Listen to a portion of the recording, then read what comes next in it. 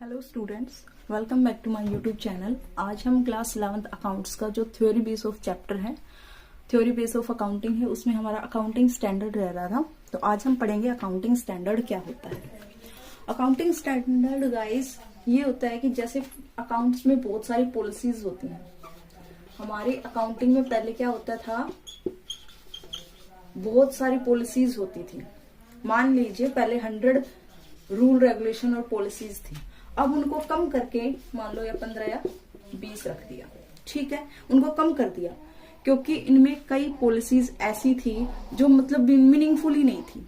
उससे क्या होते थे, जब हम अपने अकाउंट्स क्रिएट करते थे तो उनके बीच में क्या नहीं हो पाता था, कंपैरिजन नहीं कर पा रहे थे हम। यानी कि ए फर्म है और बी है, तो आपस में वो कंपेयर नहीं कर सकती थी। इसलिए क्या किया गया, कुछ स्टैंडर्ड लाए गए।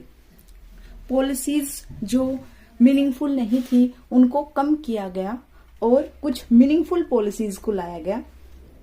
उनमें से जो मीनिंगफुल नहीं थी उनको हटा दिया और जो जरूरत की थी, इंपॉर्टेंट थी, उन रूल रेगुलेशन को बना दिया।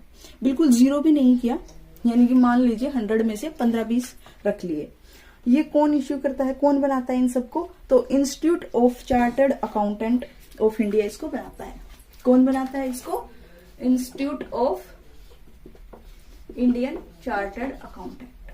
ठीक है, वो सारे रूल रेगुलेशन बना के देता है हमें कि ये रूल रेगुलेशंस अकाउंटिंग में फॉलो होंगे इंडिया में, वो बनाता है। ठीक है, अब अकाउंटिंग स्टैंडर्ड का हमें क्या बेनिफिट मिलता है, क्यों जरूरी है अकाउंटिंग स्टैंडर्ड। तो इसके बेनिफिट्स की बात करें तो एक तो मीनिंगफुल हो गई है। क्या हो गए, अकाउंटिंग स्टैंडर्ड हमारे ज्यादा मीनिंगफुल हो गए।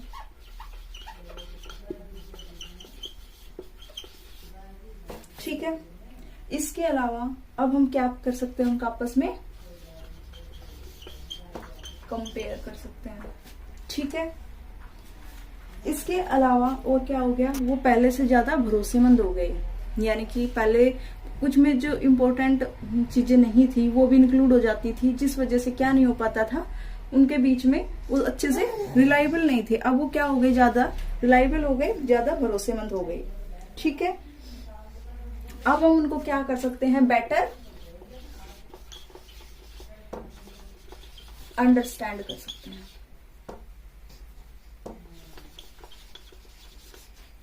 ठीक है, क्या कर सकते हैं, बेटर अंडरस्टैंड कर सकते हैं।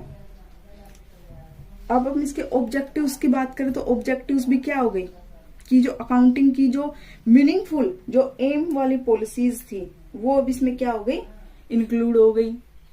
इसके ऑब्जेक्टिव में आप ये लिख सकते हो कि अब हम इनको ज्यादा अंडरस्टैंड कर सकते हैं, पहले से ज्यादा कंपेयर कर सकते हैं। ये इसके बेनिफिट में भी आते हैं, यही इसके क्या आते हैं, ऑब्जेक्टिव भी हैं कि जब हमें आपस में कंपेयर करना हो फर्म का तो हम किस लिए अकाउंटिंग स्टैंडर्ड इसलिए आए हैं। ठीक है, इसका मेन ऑब्जेक्टिव क्या है अकाउंटिंग स्टैंडर्ड का, कि आपस में क्या कर सकते हैं, कंपेयर करना और जो मीनिंगफुल चीजें नहीं है उन सबको हटा के मीनिंगफुल चीजों को उसमें इंक्लूड करना। बट इसके बेनिफिट की बात हमने कर ली, अब कुछ लिमिटेशन जरूर होती है हर चीज की, तो वो इसमें भी है। इसकी लिमिटेशंस क्या है, ये क्या है, मैनमेड। सबसे बड़ी जो है मैनमेड है, यानी कि बनाया तो इंसानों ने अकाउंटिंग स्टैंडर्ड्स को, तो जरूरी तो नहीं है कि जो बनाई गई है वो एकदम सही चीज है, हो सकता है उसमें कुछ कमियां हो। इसलिए अकाउंटिंग स्टैंडर्ड की कुछ लिमिटेशंस की बात करें तो फर्स्ट ऑफ इसका जो लगती है, तो प्लीज मेरे चैनल को सब्सक्राइब करें, लाइक करें, शेयर करें एंड कमेंट जरूर करें। तो आज हमने पढ़ा अकाउंटिंग स्टैंडर्ड। तो इसी के साथ हमारा जो क्लास 11th अकाउंट्स का जो 3rd chapter theory base of accounting है वो आज कंप्लीट हो गया है। कल पढ़ते हैं हम नेक्स्ट चैप्टर 4th। ठीक है, तब तक के लिए bye bye, thank you, take care.